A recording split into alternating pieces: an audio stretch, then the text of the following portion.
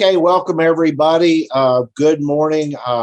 This is Michael Robinson with the Uvalde Hesperian website news magazine, and we are covering the statewide races now. And I have with me, now correct me with your name, make sure I don't pronounce it wrong, Sarah Stogner, right? That's correct. All right. Perfect. And she is a Republican candidate for the Texas Railroad Commission on the Republican primary ballot. So welcome. I'm thrilled to have a candidate on a statewide level join us. We're going to have a lot of people from the Uvalde County area looking at this. And anyway, let me just ask you to tell a little about yourself. Let me start off by saying I've kind of looked at the ballot on the Republican ticket. There's a lot of, it's like a big giant horse race. There's a lot of people running. And on the Democrat side, correct me if I'm wrong, there's like one candidate, not that many. So tell us a little about yourself and how you got involved in the race. Yeah, so I've been an oil and gas lawyer for 14 years. Let me back up. I'm originally from Alabama. I was a civilian Army brat. My dad's an aerospace engineer. So we lived in Florida, California, Alabama. I went to undergrad and law school at LSU, and I moved to the Permian in 2017. And I've been an oil and gas lawyer for 14 years. So I love the oil and gas industry. But I moved out onto a ranch this last summer, and we had an old plugged well come unplugged. And then a week later, the Railroad Commission lawyered up against the landowner. Instead of helping the landowner, they said, you can't contact us. All communications need to come through counsel. And last I checked, the only time the state was supposed to lawyer up against you is when you're a criminal. And so I started going through the process, the administrative process, trying to figure out how can I help my client. And I realized once I started digging into it more that our system is really broken. And unfortunately, the Railroad Commission has become a captive agency of the oil and gas industry. And so, we need to be treating all Texans the same, and we need to have fair, dependable laws that the good operators can rely on and perform the work. Yeah. And we need to protect our groundwater and, protect personal property rights at the same time. So I decided to run. Well, good for you. I was telling some local candidates, JP candidates, I said, you know what, if you don't do anything else, even if you win or lose, you've done something most people haven't done. You've run for political office. That's like writing a book, or that's a big deal. I mean, that's something you can look back and say, I tried to do something. I got through my hat in the rings, as they say in Texas, and I went after it, and I applaud you for that. Let me, I guess my next question is, as somebody that's more of a voter than anything else, just a concerned citizen, correct me if I'm wrong, but really after last year's, what I call Snowpocalypse and the power outages, this ought to be the biggest race on the whole ballot right here, the Railroad Commissioner, because it has to do with the power generation and oil and gas. And so really it's probably the closest to what went on. And I think it's fair to say that was a big deal. It was not pretty.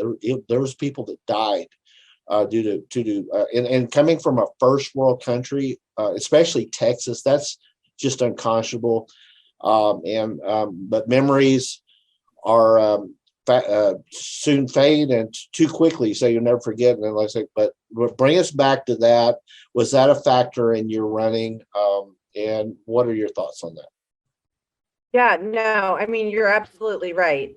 It's completely unacceptable to have people dying in freezing conditions in the state of Texas.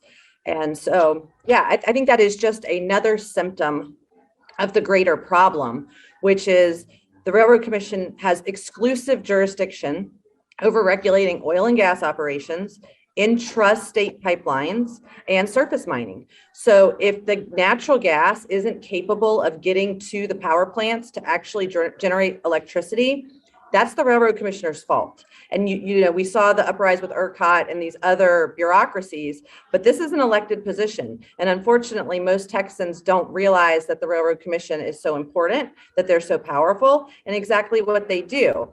And so we absolutely need someone who's willing to step up and say, we have to finalize winterization rules, which I will do. And we've got to make sure that they can't just pay, operators can't just pay $150 fine and not winterize, you know, their facilities.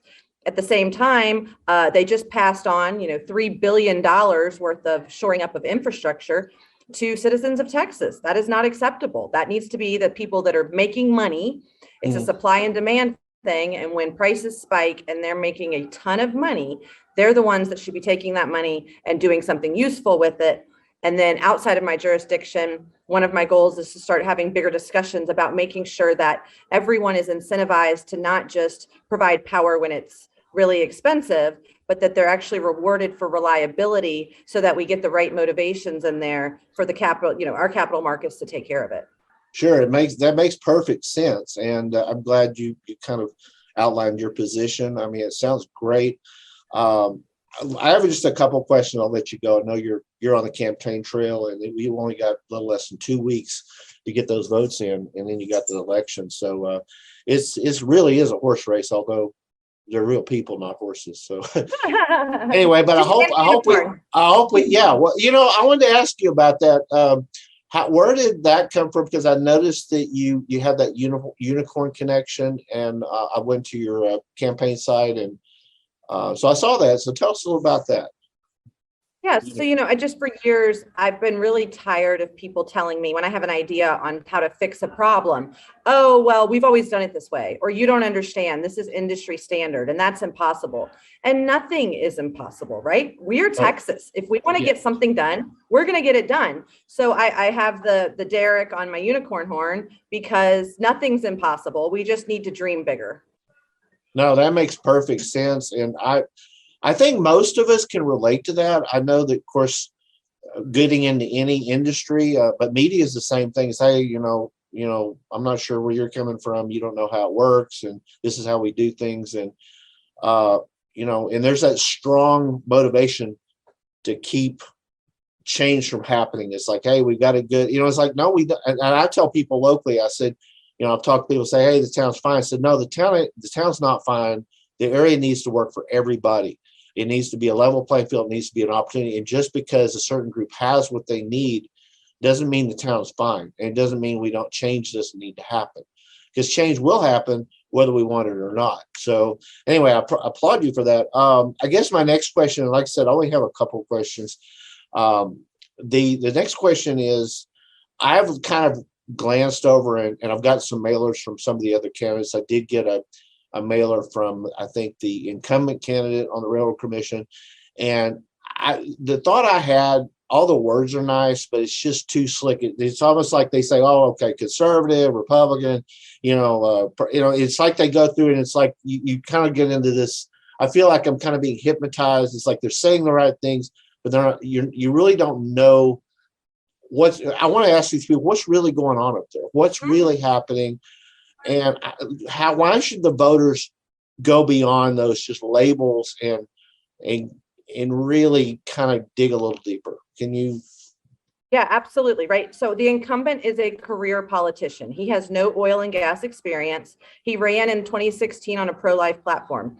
I think all Republicans are pro-life. However, right, we have to get to, there's no jurisdiction over those issues in this specific position. We need to be hiring technical experts. And if you look at some of my social media, I've been saying anybody but Wayne, because really the other two candidates that are challenging him are both industry guys. We're friends. We know each other outside of the campaign trail now. And, I think I just implore people to do a little bit of research into the different candidates in our positions, because we've got real issues. We've got to stop flaring, right? We've got to make sure that our Texas economy stays strong. Our oil and gas is 1/3 of our state revenue in our economy, but it can't be at the expense of our groundwater. I want to be able to go fishing with my grandkids and be able to fillet a fish and fry it up and not be scared that I'm going to eat contaminated fish. And that's where we're at. I mean, the incumbent, if you look, Houston Chronicle came out with an article that he took $100,000 after changing his vote on a toxic disposal site. These people they like the power. They don't care about the people, and they're not making decisions in our best interests. No, great answer. And there comes a point where I think the voters you just need to encourage everybody to say, look beyond just he said conservative, he said pro-life. Look, you even brought up railroad commissioner has no say in the whole pro-life issue. It's just a talking point that makes people feel like, hey, and just to get them to pull that lever or push that button. That's all they're wanting to do. It's just getting that motivation, your finger from your hand to that, or feeling that oval end. So it's really critical. And this is the time we all have a chance to make a difference. Last two questions. Next to last question is, one of the things that, and not really getting too deep in it, but I got the feeling kind of learning about your case. You're somebody that's not only passionate, but you're somebody that's willing to take some risks, and you successfully kind of got your name out there and got the conversation going. So I applaud you for that. But I guess the next question is the race going in. It usually a lot of people think, well, what's the use? They're incumbent. It's a done deal. I'm looking at it a little differently. I've seen some reports that this race has really been shaken up. And what do you think some of the outcomes? I think at the very least it could be a runoff, because there's so many candidates if the votes get split, and that's a good thing. It's a good thing for the competing candidates to have that second go and to narrow that field down. Or do you think that there's a possibility somebody could just win it outright and do some upset, from a basketball position, a half court shot? I mean, what are your thoughts on that? And what do you hope to happen? What's realistic and what's kind of a dream scenario? Well, right. We don't have any real polling on it. So the only polling that's been done, 75% were undecided. Mr. Christian came in, I think 9%. I was at 5%. And so it's anybody's race. And I firmly believe that we're getting the message out there. We're getting people's attention. And like I said, I hope they dig into the candidates and look at our qualifications, right? I'm an oil and gas attorney. I'm well control certified. I understand the operational realities of exploring for and producing hydrocarbons. But at the same time, I'm a mom, I'm a Texas citizen, I live on a ranch, and I really value our natural resources. And it's infuriating to me that the Democrats have taken over the dialogue of being the environmental stewards, when Republicans for a long time have been the environmental stewards, standing up for personal property rights and making sure that people have their voices heard. And so, I think it's anybody's race. And I'm hopeful that we're getting the message out and that we inspire people who have maybe never voted in a primary, because the reason that the campaign stuff is focused on social issues or whatever is based on statewide polling of what's important to the Republican primary voters. So if we can reach past those Republican primary voters, right, they're going to go and do their research, I'm hopeful. And then maybe we can inspire some people that have never voted to stand up, dig a little deeper into the issues, and then show up and cast their ballot. No, I think that's some good comments and some good observations you have, and I like it. I was going to mention as a voter, and I'm just going to throw this out, and this kind of concludes what I have, because you've crammed a lot of cool information into a short segment, so I applaud you for that. But as a voter, I was going to say, I feel good now just digging it out. And like I said, I don't know every race, but I know a few races in Texas. And I feel really good when I can say, you know what, I really have a purpose and I kind of know who I'm going to vote for, versus just seeing names and, well, I like this name, or, so you're, you and the other candidates that are just going that step further are making us feel good. I was going to say it makes us feel good as voters. So it's like, hey, I have a reason, and gets it beyond the just talking points. But I guess my last question is, where to now? What's your schedule look like next couple weeks? Where are you going? Yep. So I'm in Kerrville right now, huddled in the corner, about to go into the ladies' lunch here. And then I'm in Yoakum this evening. and then I'm in Mount Pleasant tomorrow. Okay. And then I don't know, I have to look back. I think I'm in Tomball on Monday. And Okay. that's as far as I remember my schedule. But if people want to learn more about me and check out my schedule, I'm very easy to find on social media. And my website's sarah4rrc.com. That'll take them to all of my social media where I post my events and all that. Good luck, Sarah. I'll be posting on the Uvalde Hesperian website. May also be, probably will be posting this also on the Uvalde County Citizens Forum. And we're going to get your word out to Uvalde, that's for sure. So it doesn't take a lot of additional votes. People say, well, what's the use? You know what? It doesn't take that many votes to make a difference. So get out and vote. Thank you, Sarah, for taking your time. If you're in Uvalde, look us up. And the other thing, during the summer, come float the Frio with us. We have the nice Frio River, and it's absolutely a blast. So that's kind of our calling card, and but our claim to fame is all of that. And but yeah, thank you, and I'll let you get back on the campaign trail. And good luck to you. I really thank you for the time. Thank you, Michael, and thank you for spreading the word. And I ask that everyone vote for Sarah Stogner for Railroad Commissioner in the primary. The Republican ballot, right? On the Republican ballot. Yes, okay. Sir. Thank you so Very much. good. Thank you. All right. Let me turn off the record here.